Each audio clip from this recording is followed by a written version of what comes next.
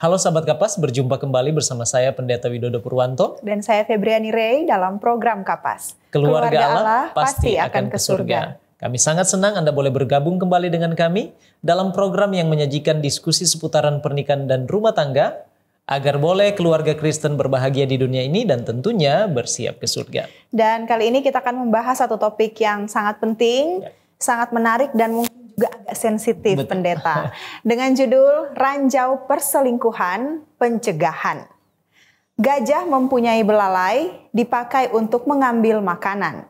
Bila ingin ada damai, jauhi ranjau perselingkuhan. Lantas bagaimanakah kita menyadari adanya bahaya ranjau perselingkuhan, serta bagaimana cara kita untuk mencegahnya? Temukan jawabannya sesaat lagi. Tetap bersama kami dalam program Kapas. Keluarga Allah pasti akan ke surga.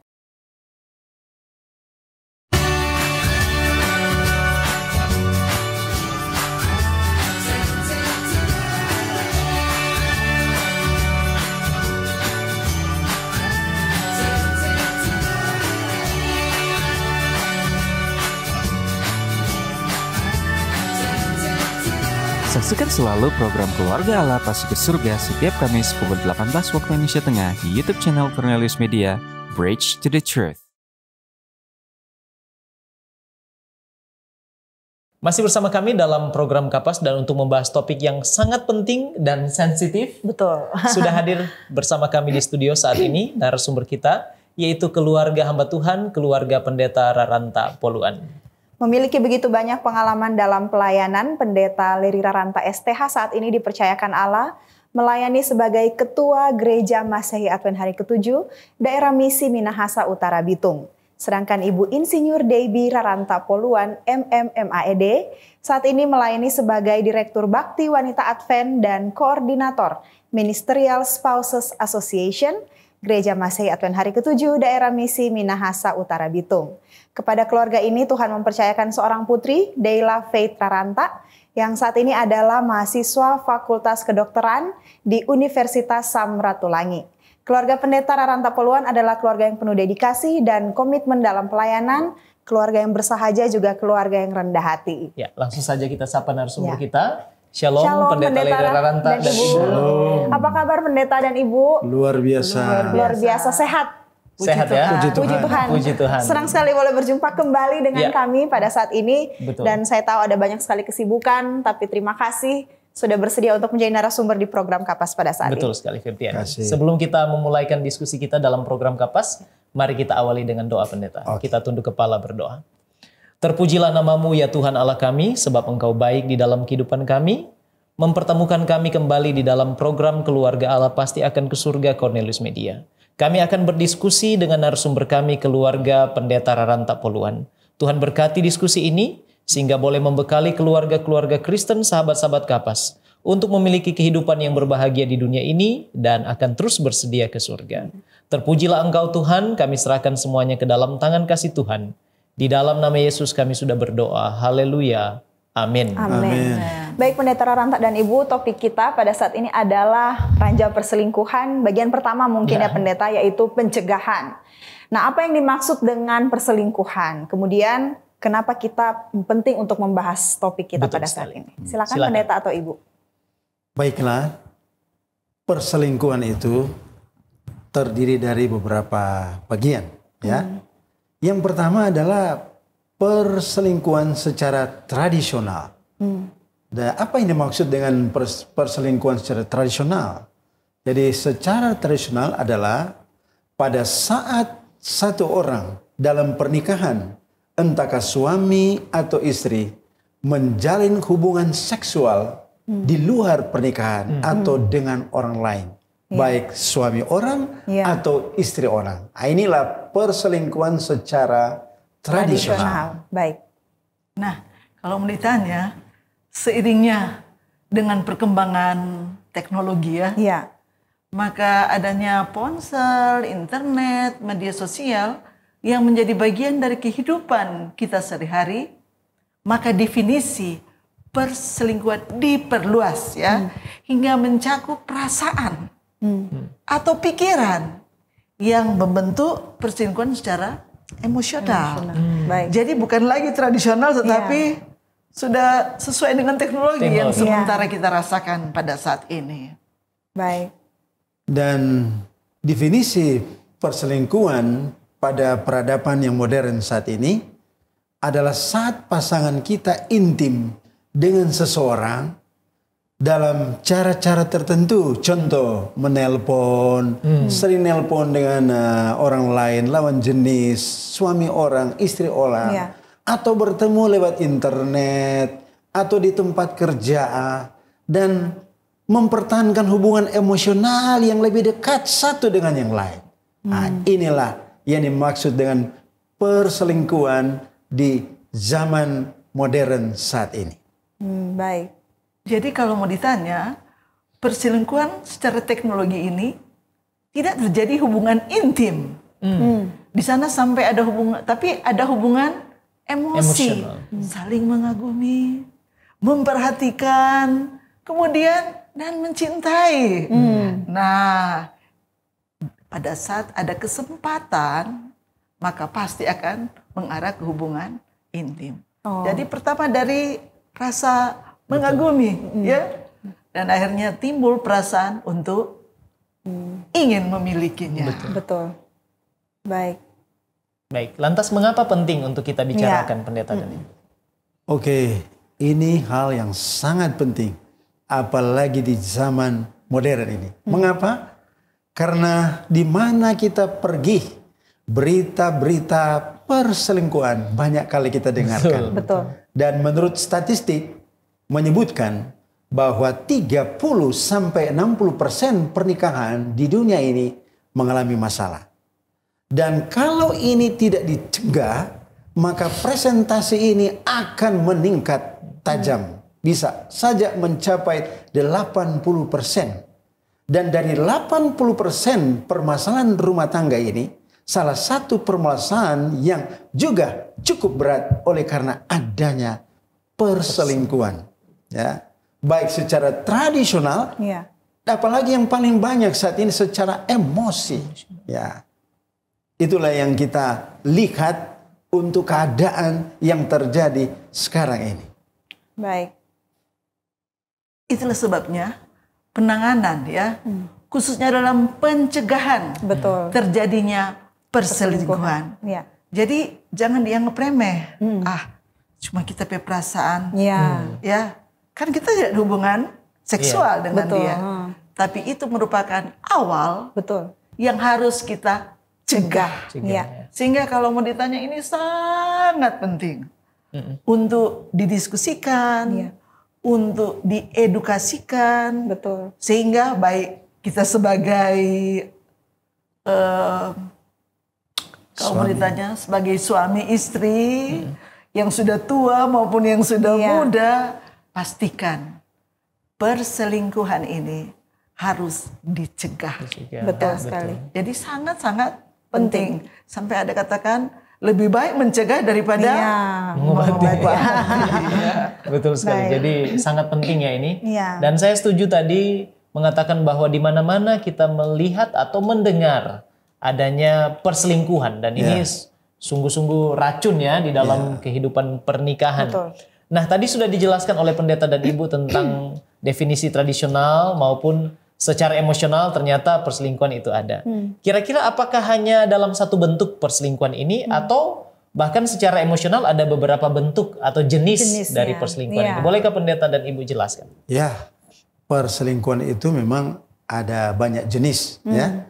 Nah, secara umum perselingkuhan itu dikategorikan menjadi dua jenis, yaitu fisik dan perselingkuhan non fisik. Ya. Namun ada beberapa peneliti menambahkan jenis-jenis lainnya, seperti romantic affair, ya, campur antara perselingkuhan non fisik dan juga fisik. Artinya pasangan yang berselingkuh memiliki ikatan emosi dengan orang lain yang bukan pasangannya. Kemudian tertarik secara emosional, dia kagum, dia lihat, dia timbul rasa sayang, timbul rasa cemburu kalau mungkin orang itu berteman dengan orang yang lain, dan ingin terus bersama-sama dengan dia. Walaupun bukan suami istri. Betul. Dan hanya secara emosi. Ya. Nah, juga melibatkan hubungan fisik, dalam hal ini seks. Jadi kalau sudah itu berkepanjangan dan ada kesempatan, mereka bisa meneruskan hubungan mereka bukan hanya secara emosi, tapi langsung kepada hubungan seks satu dengan yang lain. Baik. Ibu, ada yang ingin ditambahkan? Kemudian dalam jenis perselingkuhan ada yang disebut dengan one night stand affairs. Di mana jenis ini perselingkuhan terjadi karena ketertarikan secara biologis atau secara seksual yang pada umumnya tidak berlanjut. Jadi hanya sekali bertemu terjadi hubungan seks, kemudian sampai di situ. Itu jenis perselingkuhan yang terjadi tapi tidak berkelanjutan. Jadi hanya satu malam ya. Kemudian ada yang perselingkuhan ketika sementara santai, ya ada acara santai-santai, hanya terjadi perselingkuhan. Itu beberapa jenis perselingkuhan yang terjadi. Ada juga perselingkuhan di dunia maya. Jadi walaupun hanya menggunakan teknologi. Ya, kemudian kalau kita ikuti banyak perselingkuhan yang terjadi karena balas dendam. Jadi bukan karena ada kerinduan, tapi hanya untuk balas dendam. Baik. Kemudian ada juga perselingkuhan yang terjadi karena merupakan satu strategi agar dia keluar dari pernikahan yang ada. Jadi ada beberapa jenis ya perselingkuhan yang harus diwaspadai. Jangan-jangan hanya ingin balas dendam. Baik, terima kasih. Terima kasih sudah dijelaskan jenis-jenisnya tadi. Nah, kalau begitu sekarang pendeta dan ibu, apa saja akibat dari perselingkuhan yang terjadi dalam rumah tangga? Silakan.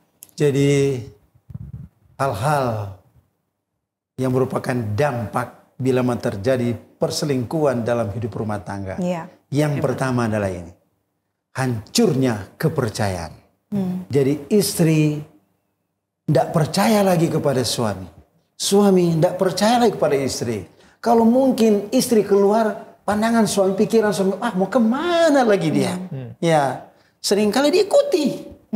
Ya, itu yang diikuti. Nah, jadi hancurnya kepercayaan. Walaupun mungkin istri lagi tidak ada pikiran-pikiran yang negatif yang seperti yang lalu, tapi suami langsung berpikir, bahaya lagi, mau kemana lagi, sudah janjian dengan siapa lagi dia. Jadi akan ikuti terus, hancurnya kepercayaan. Dan yang kedua, komunikasi rusak, hilangnya rasa cinta, diganti dengan amarah, kebencian, dendam, dan sangat berpengaruh terhadap kesehatan mental, kesehatan fisik, bahkan pun ada yang sampai terjadi gangguan kejiwaan. Ya, mimpinya selalu berpikir, wah suaminya sudah pergi dengan yang lain dan lain sebagainya. Dan kesehatan terganggu, belum lagi masalah sosial, ya, dan berdampak juga terhadap anak-anak di dalam keluarga. Baik. Ada juga yang ibu akan sampaikan. Bisa juga akibat dari perselingkuhan ini adalah runtuhnya pernikahan. Ya, ingat apa yang sudah dipersatukan Allah, tidak boleh diceraikan oleh manusia. Tapi karena adanya perselingkuhan, maka ujung-ujung pernikahan bisa hancur ya. Baik. Dan terpisah ya. Itu yang paling buruk. Paling buruk. Paling berpuncak itu. Puncak ya. Baik. Betul. Ada juga kalau kita lihat di media-media, ada bahkan kriminal terjadi karena salah satu pasangan itu berselingkuh. Dan akhirnya timbul tindakan kriminal dari pasangan yang diselingkuhi. Mungkin kalau suami kedapatan dengan emosi, suami menikah, membunuh. Betul sekali. Baik, terima kasih pendeta dan ibu. Ini akibat yang mengerikan ya. Bila sampai ini terjadi di dalam kehidupan rumah tangga Kristen. Itulah sebabnya perlu dicegah, diwaspadai. Nah, puji Tuhan sahabat Kapas, sejauh ini kita sudah membahas betapa perselingkuhan itu sangat mengerikan dalam kehidupan rumah tangga, serta jenis-jenisnya tadi sudah dijelaskan, Bahkan juga telah disampaikan dampak-dampak negatif di balik perselingkuhan terjadi. Ya, Pendeta Raranta dan Ibu, kita akan jeda sejenak. Dan Sahabat Kapas jangan beranjak dulu, sebab setelah ini kita akan membahas lanjut lagi tentang ranjau perselingkuhan, pencegahan. Kami akan kembali sesaat lagi dalam program Kapas. Keluarga Allah pasti akan ke surga. Tahukah Anda, buah adalah sumber vitamin dan antioksidan alami yang dapat meningkatkan metabolisme tubuh. Sayur memperlancar buang air besar dan dapat menurunkan risiko terkena berbagai penyakit kronis. Selalu mengonsumsi air mineral untuk menjaga keseimbangan cairan tubuh. Berolahraga dengan teratur dapat membantu kita mengendalikan berat badan. Selalu beristirahat yang cukup agar tubuh tetap sehat dan bugar. Jangan lupa untuk selalu menyaksikan program live di YouTube channel Cornelius Media, Bridge to the Truth.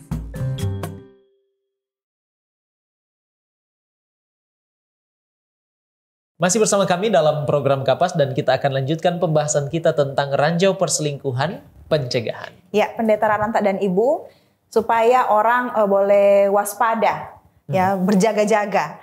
Di mana sih kebanyakan perselingkuhan itu terjadi atau mulai ada muncul benih-benih? Nah, ini penting ini. Iya, benih-benih. Sebenarnya sudah muncul dari tempat-tempat yang mana? Silakan. Oh, baiklah. Memang perselingkuhan itu muncul di banyak tempat. Ya, di banyak tempat. Tapi yang sering kali terjadi adalah di tempat-tempat tertentu. Pertama, yang paling banyak terjadi adalah di tempat kerja. Mungkin karena sudah sering ketemu, berbicara, apalagi sudah sentuhan fisik. Nah, itu hati-hati di tempat kerja. Kalau sudah sentuhan fisik, itu berdampak pada pikiran, emosi. Nah, itu jadi pertama di tempat kerja. Kemudian yang berikut di tempat-tempat olahraga, ya, di gym, ya. Mungkin karena lihat ya postur tubuh, jadi si pria mulai tertarik kepada seorang wanita, mungkin masih belum menikah ataupun sudah menikah. Jadi pandangannya sudah tertuju kepada saudara, sebaliknya. Mungkin wanita mulai tertarik, wah, kekar badan bapak itu ya. Waduh, udah mulai sehat ya. Ya, mungkin langsung muncul pikiran-pikiran negatif. Betul. Akhirnya ada langkah-langkah pendekatan, dia dekati, mulai bercakap-cakap, berbicara. Apalagi omongannya mengarah kepada hal-hal yang negatif. Menggoda. Iya, menggoda. Nah, ada juga yang untuk bicaranya lembut, jadi memikat seorang pria. Betul. Dan kemudian yang lain Ibu bisa sampaikan di mana saja lagi? Oke. Jadi kalau mau ditanya di mana sering terjadi perselingkuhan, itu bisa saja dari sosial media. Ketika buka-buka sosial media, berkenalan, akhirnya dari situ lebih lama, lebih akrab, walaupun hanya melalui sosial media. Betul. Kemudian bisa juga terjadi perselingkuhan rekan bisnis atau partner. Nah, hati-hati ketika berduaan di mobil misalnya, hanya berdua, lawan jenis. Betul. Ketika berbicara bisnis, padahal sudah mengarah ke perselingkuhan. Bisnis yang lain. Karena sudah fans. Aduh, kita kagum sekali kepada si ini, rekan bisnis saya. Rekan bisnis. Dari percakapan, kemudian timbul rasa sayang dan mengarah ke perselingkuhan. Betul. Dan jangan pikir hanya di tempat bisnis. Sebagai orang Kristen, kadang-kadang umat Allah di gereja juga sering bertemu, nyanyi sama-sama, berdialog bersama-sama. Apalagi kalau sudah ada curhat di sana. Nah, kemudian rasa simpati dan empati yang muncul. Betul. Akhirnya terjadi perselingkuhan, ya. Jadi sahabat Kapas harus mewaspadai ya tempat-tempat ini. Dan juga Pak Pendeta, ada juga acara tertentu. Contoh rekreasi dari gereja. Itu hati-hati. Dan yang berikut grup-grup nyanyi, latihan nyanyi, Positifnya sih latihan nyanyi. Tapi ini Diwaspadai, juga ya? harus diwaspadai. Ya, mungkin karena berdirinya sudah agak dekat. Mulai seperti yang saya sampaikan tadi, mulai dari kontak fisik. Jadi kontak fisik sudah sampai di kontak hati. Hati-hati. Jadi walaupun secara gereja nih. Jadi itulah tempat-tempat kebanyakan awal benih perselingkuhan mulai bertumbuh, mulai muncul. Jadi setan mengambil kesempatan ya, sekecil apapun berusaha merusak rumah tangga umat Allah. Nah, baik, terima kasih pendeta dan ibu. Pasti banyak di antara sahabat Kapas yang ingin tahu secara umum bagaimana sih prosesnya perselingkuhan itu mulai terjadi. Karena tadi sudah disampaikan jangan-jangan di tempat kerja, tempat olahraga, bahkan di gereja. Kira-kira bagaimana awal mula proses terjadinya sebuah perselingkuhan, pendeta dan ibu? Oke, terima kasih. Prosesnya terjadi perselingkuhan itu. Jadi kasus-kasus perselingkuhan ini. Pertama, karena ada kesempatan. Tadi ibu sudah sampaikan tadi. Mungkin mereka banyak kali bertemu hanya berdua. Betul. Itu kesempatan. Ya. Walaupun ada rencana-rencana yang mulia, rencana gereja atau rencana bisnis, tapi oleh karena mereka sering bertemu hanya berdua, itu adalah kesempatan terjadinya awal perselingkuhan. Dan sebagian besar perselingkuhan bermula juga dengan sangat polos, ya, bersindah gurau, tapi sudah mengarah kepada polos negatif, ya, hati-hati itu. Seakan-akan tidak akan terjadi sesuatu di luar batas, ya. Dan ingat, tidak ada seorang pun yang bangun pagi langsung katakan saya pikir saya akan berselingkuh dengan seseorang. Tidak ada. Jadi artinya tidak ada dalam pikiran awalnya. Betul. Ya. Jadi jangan pernah berkata, tidak ada di pikiran saya. Tapi setan pinter, ya, dia akan arahkan kepada satu momen, kesempatan, di mana pikiran itu akan muncul. Karena apa? Karena ada kesempatan. Ya. Baik. Nah, biasanya mulai dengan perasaan dan pikiran-pikiran yang biasa-biasa saja. Yang mungkin orang itu hanya pandang enteng, saya kan kuat. Tidak ada pikiran di situ. Hati-hati, harus diwaspadai. Mungkin ibu akan lanjutkan lagi. Jadi jangan berpikir, saya ini rohani. Keluarga saya keluarga yang aman-aman. Nah, biasanya proses terjadinya adalah proses pertama ketertarikan pada lawan jenis. Nah, jika orang lain tampak tertarik pada kita, kemudian kita menjadi semakin apa? Tertarik. Jadi ada aksi, ada reaksi yang terjadi. Kemudian kita mulai merasakan kerinduan yang sangat besar akan perhatian orang tersebut. Jadi ketika misalnya orang itu tidak memperhatikan kita, kita rasa, wow, kenapa saya tidak diperhatikan lagi? Itu sebetulnya merupakan tanda-tanda mulai terjadi proses perselingkuhan. Kemudian bukan hanya sampai tertarik. Ketertarikan kita akan berkembang menjadi satu apa? Obsesi. Ya. Kita tidak dapat berhenti memikirkan orang tersebut. Meskipun kita mencoba untuk berkonsentrasi pada hal-hal lain. Jadi walaupun dalam pekerjaan misalnya menghadap di komputer, tapi pikiran, wow, dia senyum tadi. Betul. Nah, ini banyak kali ketika kita melamun, apalagi kalau tidak fokus pada pekerjaan, melamun, kemudian kita mulai berfantasi tentang orang tersebut secara terus-menerus. Nah, ini sangat-sangat berbahaya. Kemudian merasa senang, sejahtera ketika berada di samping orang tersebut. Dibandingkan dengan berada ketika dengan pasangannya. Itu bahaya sekali ya. Dan akhirnya kita akan mengarah ke hal yang lebih jauh lagi ya. Itu proses-proses lambat tapi pasti. Jadi yang satu poin yang saya dapat, jangan anggap kita ini kuat ya. Karena mulai dari biasa-biasa saja, muncul ketertarikan dan lama-lama ke tahap-tahap yang lebih meningkat lagi, intens lagi. Iya. Baik, kalau begitu apa saja tanda yang bisa kita lihat bila pasangan itu sudah selingkuh atau mungkin mengarah ke hal itu, ke perselingkuhan itu? Apa saja tanda-tandanya, Pendeta atau Ibu? Tanda-tandanya pertama, mulai ada perubahan perilaku. Ya. Jadi jika pasangan Anda berselingkuh, mereka mungkin menunjukkan perubahan-perubahan dalam perilaku mereka, seperti menjadi lebih jauh jarak dengan pasangan suami atau istri, mulai agak jauh.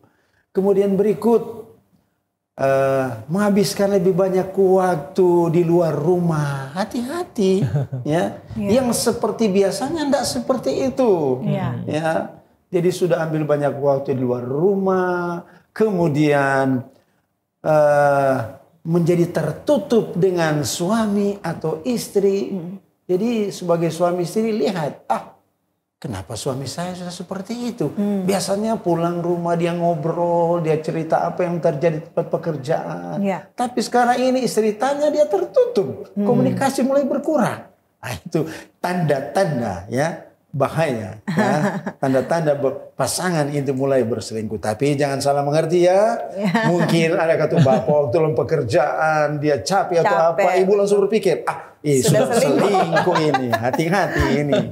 Kemudian berikut, mulai ada perubahan dalam komunikasi. Ya, jika pasangan itu mulai selingkuh, mereka mungkin mulai kurang berkomunikasi dengan biasa, dengan baik. Kalaupun komunikasi yang pertama waktu belum berselingkuh, belum ada pikiran berselingkuh atau sudah berselingkuh, seringkali suami jama istri, pegang tangan. Tapi ini kelihatannya istri rasa, kenapa? Sentuh aja sudah mau lagi. Itu adalah tanda-tanda yang berbahaya. Jadi komunikasi secara verbal sudah mulai kurang, komunikasi secara non-verbal juga sudah sangat jarang. Itu tanda, mungkin ada tanda juga yang lain. Nah, berbicara komunikasi ini, ponsel, handphone, pasangan mulai sembunyi-sembunyi. Bahkan pakai password. Password dan tidak mau diketahui oleh pasangannya. Kemudian handphonenya tidak berani dia tinggalkan begitu saja di atas meja.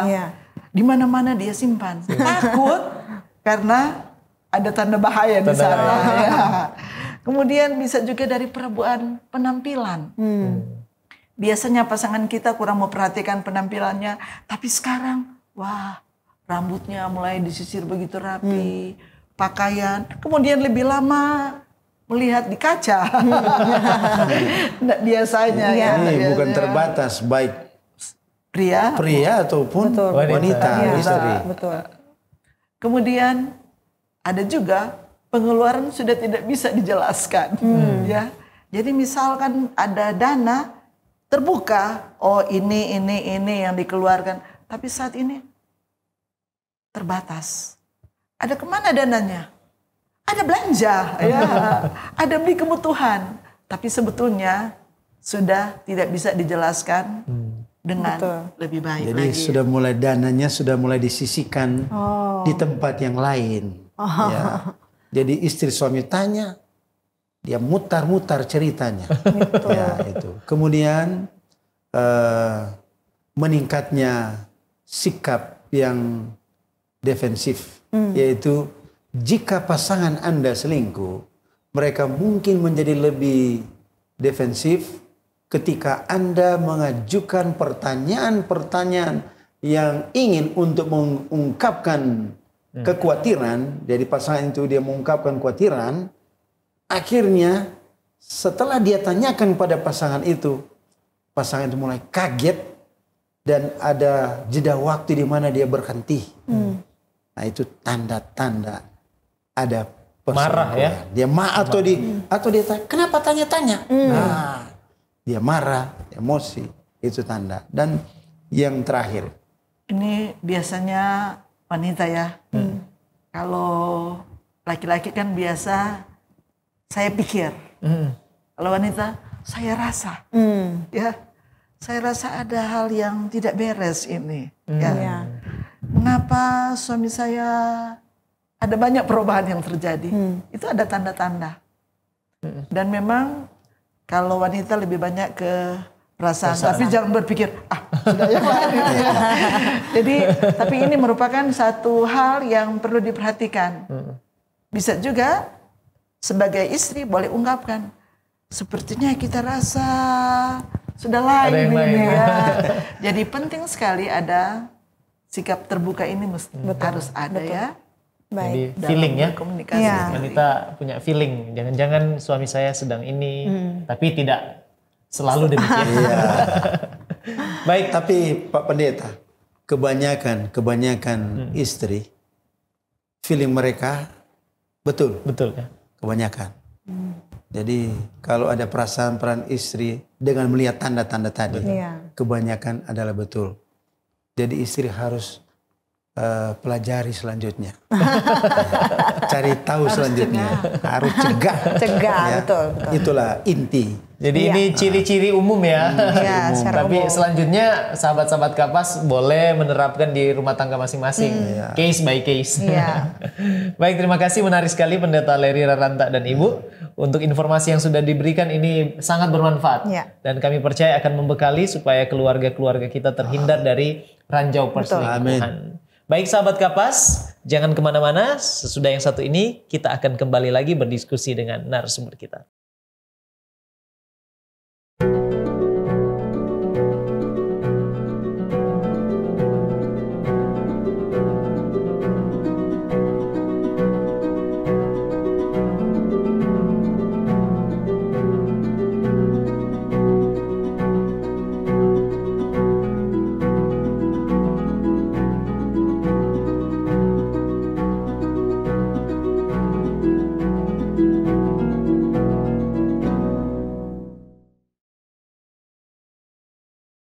Masih bersama kami dalam program Kapas dan tidak terasa kita sudah tiba di segmen terakhir diskusi kita. Ya, betul sekali Febriani. Langsung saja ya ke pertanyaan karena topik ini sangat menarik walaupun sensitif di awalnya.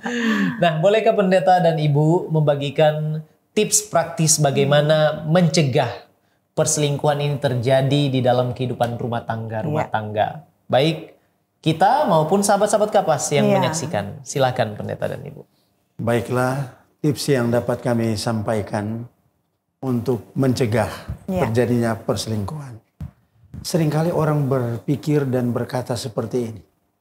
Loh, kenapa orang itu orang rohani, selalu memimpin ibadah gereja. Kenapa dia berselingkuh ya? Banyak kali yang terjadi. Entah itu pendeta, ketua jemaat, diakon, atau yang bertugas di gereja, atau seorang bapak yang kelihatannya sangat baik, pemimpin perusahaan yang baik, kelihatannya jujur, tapi tiba-tiba kenapa terjadi perselingkuhan? Makanya ada tips yang dapat kami bagikan. Hati-hati, ada momen-momen di mana bisa terjadi perselingkuhan. Yang pertama, ini kata jangan ini. Jangan pernah makan atau pergi ke acara berduaan lawan jenis. Jangan suami pergi dengan suami orang lain atau istri lain walaupun ada tujuan-tujuan yang baik. Jadi walaupun tujuan yang baik, ada maksud-maksud yang baik, tapi jangan pernah pergi berduaan untuk maksud-maksud itu. Mengapa? Ini adalah peluang-peluang yang setan akan berikan. Akhirnya pikirannya akan mengarah kepada negatif perselingkuhan. Dan yang kedua, jangan pernah pergi di satu tempat dengan kendaraan hanya berdua di dalamnya. Jadi pergi dengan suami orang lain, istri orang lain, walaupun tadi juga maksud-maksud yang baik, tapi jangan pernah pergi berduaan. Entahkah di mobil, mungkin juga di sepeda motor. Hati-hati sebab perselingkuhan juga seringkali terjadi di mobil. Betul. Awalnya di mobil, satu kali pergi, berikut dia akan telepon, oke kita pergi lagi bersama, atau di motor, juga. Dan yang berikut, jangan terlalu banyak membaca novel-novel yang cengeng atau terlalu banyak menonton film-film tentang cinta yang cengeng. Karena itu akan terbuai dalam pikiran, akhirnya setelah terbuai dalam pikiran, dia mulai coba-coba untuk mau menerapkan apa yang dia baca dan apa yang dia lihat sendiri. Jadi hati-hati dengan itu. Kemudian selanjutnya Ibu Raranta boleh sampaikan. Nah, tips praktis juga ya. Dia tidak merayu. Jadi tidak ada rayuan di sana. Kalau mau ditanya, hubungan antara pria dan wanita ini ada rasa hormat. Jadi pada saat dia rasa hormat, dia rasa dia ada peduli sama saya. Walaupun itu rasa hormat, timbul rasa dia mau sama saya, ya. Kemudian ada juga dengan cara bercanda, ya. Dari bersenda gurau, akhirnya terjadi perselingkuhan. Nah, paling bagus itu kita harus bersikap secara apa? Profesional. Betul. Kalau di bisnis memang profesional, tujuan hanya untuk bisnis. Kemudian jauhkan. Penting ini ramah tamah, ramah terhadap orang. Tapi jangan terlalu ramah. Berlebihan kepada lawan jenis kita. Itu tanda bahaya. Jadi tips hindari. Kemudian kalau ditanya perselingkuhan ini banyak terjadi antara teman baik, teman dekat. Ada pertemuan-pertemuan alumni misalnya kita ini. Kita ada pertemuan bersama. Nah, cenderung terjadi perselingkuhan. Dan ada juga walaupun keluarga. Karena bukan saudara ya. Misalnya cucu bersaudara, pertemuan keluarga. Waktu lihat akhirnya garis keturunan, garis keluarga menjadi apa? Kabur. Karena dia merasa nyaman berada dengan atau orang ipar tersebut. Ipar yang terjadi. Itu sering terjadi. Dan satu lagi Bu Raranta, ini khusus buat pria. Bapak-bapak. Pria sangat mudah terangsang dengan apa yang dia lihat. Makanya awas yang terakhir ini, awas bagi pria atau bapak dalam menatap seorang wanita. Jadi hati-hati. Kalau bapak itu sudah menatap seorang wanita, dia lihat dari bawah, pelan-pelan sampai di atas, kemudian di atas dia lihat juga sampai ke bawah. Waspada. Kalau ibu melihat suami Anda seperti itu, perlu ditegur. Tidak salah kita melihat. Tapi kalau melihat akan disertai dengan emosi yang tadi kita bahas, itu tanda bahaya. Ya. Jadi makanya ada lagu katakan, awas mata yang selalu apa? Melihat. Jadi bapak-bapak hati-hati dalam melihat. Ya. Hati-hati dalam melihat. Jadi melihat lawan jenis. Ya. Bukan berarti tidak boleh melihat. Ya. Siapa lagi yang tidak bisa melihat? Tapi kalau melihat biasa saja. Jangan melihat yang sangat berbahaya, membawa kepada apa? Pencobaan. Baik. Itu hati-hati. Ada juga tips yang lain ya.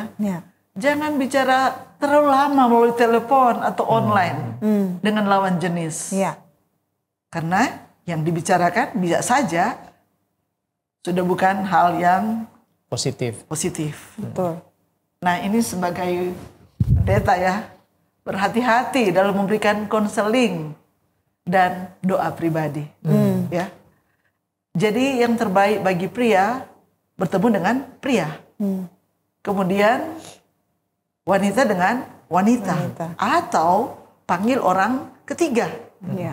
Jadi misalnya kalau konseling suami istri yang bersama dengan yang akan diberikan konseling. Jangan hanya misalnya pendeta dengan wanita yang akan ada konseling. Paling bagus minimal 3 orang di sana, ya, sehingga tidak terjadi hal yang tidak diinginkan. Kemudian harus berhati-hati untuk melindungi pernikahan, terutama ketika berada dalam pelayanan, sehingga Seperti tugas sebagai seorang pendeta, contoh ketika mengadakan perlawatan, di sana hanya ada seorang ibu. Pastikan ketika adakan perlawatan, minta istri dampingi Anda. Atau minta tua jemaat, diakon, penatua berdampingi Anda. Itu tanda awas. Jangan berpikir saya kan ini seorang rohaniawan. Masa saya akan jatuh? Percaya, saya tidak akan ke situ. Tapi ingat, karena ada kesempatan. Dan firman Tuhan katakan, singa mengaum-ngaum, ya. Jadi hati-hati. Dan penting juga ini harus ada jujur dengan Tuhan, ya. Jadi walaupun ada orang ketiga, tapi ketika ada kesempatan, hal yang negatif terjadi. Jadi jujur dengan Tuhan, kemudian berdoalah, ya, agar godaan-godaan yang sering kita jumpai dengan pertolongan Tuhan bisa kita hindari, kita cegah, ya. Betul sekali. Dan juga mungkin bagi perempuan, tadi saya teringat pendeta katakan bahwa jangan sampai melihat, ya. Artinya di balik itu juga perempuan-perempuan jangan genit, jangan suka menggoda. Jangan-jangan sengaja menggunakan pakaian yang mengundang nafsu atau mengundang setan. Jadi jangan genit, jangan suka menyentuh juga, ya. Makanya Pak Pendeta, saya ingat dulu waktu saya kuliah di Unclub, ada seorang direktris, ya, almarhumah Ibu Kalangi. Dia dosen untuk sekretaris, dan dia memberikan seminar. Dia bilang, bagi sekretaris kan banyak yang terjadi. Bos selingkuh dengan apa? Sekretaris. Salah satunya adalah cara pandang bos terhadap sekretaris yang menggunakan pakaian-pakaian yang merangsang. Contoh, tipis-tipis, atau mungkin ya yang lain-lain, ibu-ibu yang tahu. Makanya supaya terhindar dari perselingkuhan, dua-dua harus ada hal-hal yang patut dibentengi. Kalau pria, tadi saya sampaikan, jangan terlalu lama memandang, kemudian wanita, tolong selamatkan pria-pria. Jangan gunakan pakaian-pakaian yang seperti tadi, ya, yang transparan dan lain-lain sebagainya. Sebab itu adalah hal-hal yang bisa membawa kepada godaan dalam pencobaan dan kejatuhan dan awal perselingkuhan dan seterusnya. Betul. Nah, jadi dua-duanya harus ada batasan. Baik, terima kasih, ini jelas sekali Pendeta dan Ibu. Nah, sekarang apa yang Alkitab, firman Tuhan katakan tentang ranjau perselingkuhan ini? Silakan. Puji Tuhan, karena Alkitab firman Allah adalah benteng yang dapat mempertahankan hubungan suami istri yang telah dipersatukan oleh Allah. Betul. Ya. Bila mana semua orang percaya, khususnya orang Kristen, membaca dan mengamalkan Alkitab, maka saya yakin perselingkuhan itu, tanda-tanda perselingkuhan itu juga tidak akan ada. Betul. Nah, firman Tuhan berkata dalam Keluaran 20:14, jangan bersinah. Ya. Jelas, ya. Kemudian Matius 5:8, berbahagialah orang yang suci hatinya karena mereka akan melihat Allah. Jadi hati kita ini harus disucikan. Bagaimana supaya kita sucikan? Mengundang Kristus memenuhi hati dan pikiran kita, sehingga pikiran kita memikirkan hal-hal yang benar, yang sesuai dengan kehendak Tuhan. Amin. Ibu Raranta akan lanjutkan lagi konsep Alkitab. Konsep Alkitab di dalam Amsal 6 ayat 32 dan 33. Siapa melakukan zina tidak berakal budi. Orang yang berbuat demikian merusak diri. Siksa dan cemooh diperolehnya. Malunya tidak terhapuskan. Jelas sekali, ya. Jelas. Kemudian dalam Ibrani 13 ayat 4. Hendaklah kamu semua penuh hormat terhadap perkawinan, dan janganlah kamu mencemarkan tempat tidur, sebab orang-orang sundal dan pesina akan dihakimi Allah. Baik. Dan ayat yang terakhir yang terdapat dalam 1 Korintus pasal 7 ayat 1 sampai 5. Ini Rasul Paulus tuliskan kepada jemaat di Korintus dan sangat cocok juga untuk semua orang yang percaya kepada Tuhan. Dikatakan, dan sekarang tentang hal-hal yang kamu tuliskan kepadaku, adalah lebih baik bagi laki-laki kalau ia tidak kawin, tapi mengingat bahaya percabulan, baiklah seorang laki-laki mempunyai istrinya sendiri dan setiap perempuan mempunyai suaminya sendiri. Hendaklah suami memenuhi kewajibannya terhadap istrinya, demikian pula istri terhadap suaminya. Istri tidak berkuasa atas tubuhnya sendiri, tapi suaminya.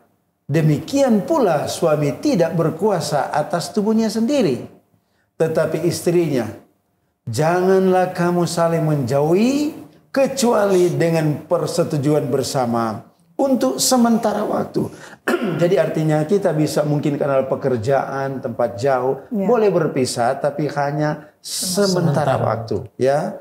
Mengapa? Supaya kamu mendapat kesempatan untuk berdoa. Sesudah itu, hendaklah kamu kembali hidup bersama-sama supaya iblis jangan menggoda kamu karena kamu tidak tahan bertahan.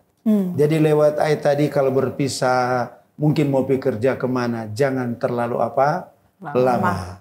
Ya, mengingat banyak cobaan-cobaan di atas dunia ini. Itu nasihat yang sangat baik buat seorang suami, seorang istri yang hidup di atas dunia ini. Betul. Amin. Jadi ternyata ada begitu banyak amaran dan nasihat dari firman Tuhan jelas. untuk kita boleh menjauhi ranjau perselingkuhan. Betul. Ya, dan sebagai penutup, Pendeta dan Ibu boleh berikan kesimpulan dari diskusi kita pada saat ini tentang ranjau perselingkuhan, upaya pencegahan, dan juga mungkin sekaligus dengan pesan penutup atau closing statement. Silakan. Ibu Raranta dulu.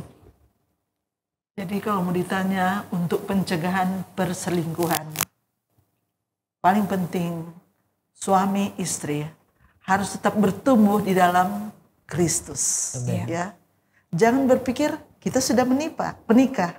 Jadi cukup sudah menikah. Ingat, harus ada pertumbuhan hubungan di dalam Kristus. Waktu doa bersama, belajar Alkitab bersama, sharing dan melayani bersama.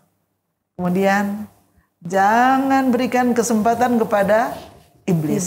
Ya. Jangan berpikir bahwa kita ini kuat, tapi ingat, pastikan kita harus selalu mendekat kepada Allah.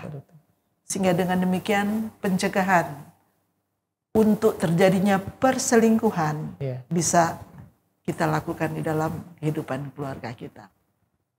Dan yang kemudian yang sangat penting saya lanjutkan apa yang Ibu Raranta sampaikan. Jangan pernah melakukan sesuatu kegiatan pada saat kita bangun dari tidur selain kegiatan hubungan dengan Tuhan. Doa keluarga, suami, istri, anak-anak. Ya, kalau kontak hubungan dengan Tuhan ada terus. Suami doakan istri, istri doakan suami.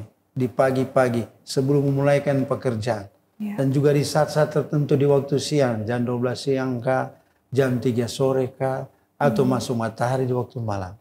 Maka pikiran-pikiran negatif tidak akan menggerogoti kehidupan pasangan suami istri. Mengapa? Oleh karena pikiran kita ini dikuasai dengan kuasa Tuhan, kuasa Roh Kudus. Dan hati-hati, tidak ada yang rentan terhadap dosa. Ya. Makanya jangan membawa diri ke dalam pencobaan. Doa Tuhan Yesus, jauhkanlah kami dari pencobaan. Undang terus Kristus dalam kehidupan suami, istri, hari lepas hari, sehingga ranjau-ranjau perselingkuhan ini akan terhindar dalam kehidupan suami dan istri. Amin. Suami istri akan tetap terus mengingat janji pernikahan. Ketika dikukuhkan dalam nikah yang kudus. Apa yang telah dipersatukan oleh Allah tidak boleh dipisahkan. Walaupun hanya dalam pikiran. Tidak boleh dipisahkan dalam hidup kita. Kira-kira itu yang dapat kami sampaikan. Amin. Amin. Ya. Puji Tuhan, kita sudah mendengarkan penjelasan yang begitu menarik dan kami percaya sangat bermanfaat untuk kita semua, baik yang ada di studio dan juga membekali sahabat Kapas yang ada di rumah sehubungan dengan topik kita pada saat ini, yaitu ranjau perselingkuhan pencegahan. Dan untuk mengakhiri diskusi kita, Pendeta Leri Raranta akan berdoa untuk kita. Mari kita berdoa. Ya Tuhan, Allah kami yang bertakhta di kemuliaan kerajaan sorga. Allah yang telah mendirikan lembaga pernikahan yang kudus. Allah merindukan agar setiap suami istri atau keluarga menikmati sukacita kebahagiaan, hubungan yang akrab dan dekat antara suami istri dalam perjalanan hidup rumah tangga. Namun di dunia yang berdosa ini, ada banyak rumah tangga yang hancur berantakan karena diawali dengan tanda-tanda perselingkuhan. Tuhan, untuk itu, kiranya apa yang kami telah bicarakan boleh membekali kami sebagai suami, sebagai istri. Sehingga kami terhindar dari ranjau-ranjau perselingkuhan. Rumah tangga kami tetap terpelihara antara suami dan istri. Komitmen kasih suami istri tetap dipertahankan sampai mati, sampai Yesus datang. Amin. Untuk itu Tuhan, datang terus di setiap kehidupan keluarga, suami, istri, di mana kapanpun, dalam tugas pekerjaan, di rumah, di luar rumah, Roh Kudus selalu menuntun, sehingga apa yang menjadi harapan dari Tuhan boleh menjadi kenyataan. Keluarga, suami, istri dapat terus dipertahankan sampai mati, sampai Yesus datang. Dan sukacita kebahagiaan juga dinikmati selama kami hidup di atas dunia ini. Diberkatilah setiap keluarga-keluarga di mana saja mereka berada, suami dan istri. Karena kami sudah berdoa mohon berkat dalam nama Tuhan kami Yesus Kristus, Juru Selamat kami yang hidup. Haleluya. Amin. Amin. Sekali lagi terima kasih Pendeta Raranta dan juga Ibu Dewi Raranta Poluan yang sudah menjadi narasumber pada program Kapas pada saat ini, dan doa kami adalah Tuhan akan memberkati Pendeta bersama Ibu juga putri tercinta Deila dalam kehidupan dan tugas serta dalam pelayanan kepada Tuhan. Terima kasih juga untuk semua sahabat Hope Channel Indonesia yang sudah bergabung dengan kami dalam program Kapas. Dengan demikian berakhirlah sudah kebersamaan kita, dan jika Anda merasa diberkati jangan lupa untuk subscribe, like, dan bagikan kanal YouTube Cornelius Media. Dan jangan lupa untuk bergabung kembali dengan kami dalam program yang sama pada episode selanjutnya. Serta terima kasih atas kesetiaan Anda bergabung terus dengan kami Cornelius Media. Jangan lupa untuk terus ikuti program menarik lain dari kami. Dan pastikan Anda diberkati. Menjadi sahabat Kapas, kita belajar bersama. Kita bertumbuh bersama. Kita bahagia bersama. Dan kita bersiap ke surga bersama, sebab keluarga Allah pasti akan ke surga. Saya Pendeta Widodo Purwanto. Dan saya Febriani Rey bersama dengan narasumber kita, keluarga Pendeta Raranta Poluan. Sampai jumpa lagi dan salam Kapas.